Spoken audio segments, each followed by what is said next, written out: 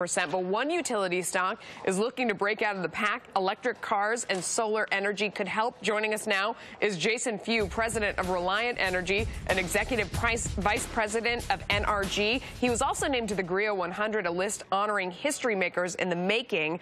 Thank you so much for joining us. Your company is a leader in smart meter technology in Texas. You think everyone in Texas is going to have a smart meter by 2012. I live in a Manhattan apartment. What's a smart meter? Well, actually, we're very excited about what's happening here in Texas with the smart meter deployment, and Reliant is really leading the way in making sure that consumers here get to take advantage of smart meters to have more insight and control than they've ever had before.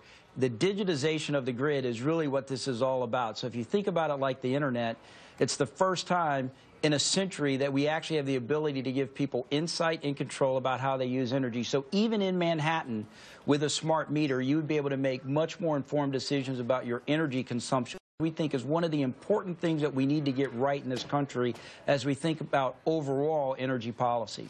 Jason, in Houston, you're building out the electricity infrastructure grid with private dollars, according to your notes, okay? I find that very appealing. But how is the investment return to attract capital?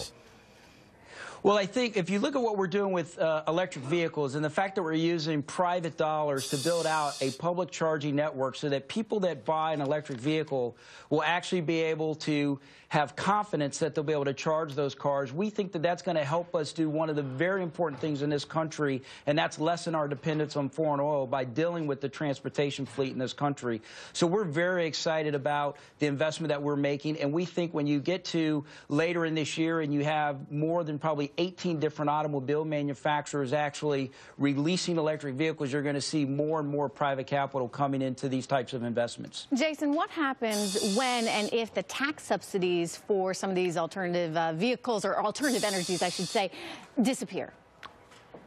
Well, I think you're going to continue to see consumer demand. I think you're seeing more and more interest from consumers to move toward things that have a lower impact on the environment. I think you're seeing very strong interest in the electric vehicles. And I think if you look at what happened earlier, you know, those were things that were driven by the government in terms of developing cars. Now that's all being done by the automobile manufacturers. So I think this initial investment will get the market going. And then I think this market will continue to flourish without those dollars being available from the government. All right, Jason, thank you very much. Good luck on all that.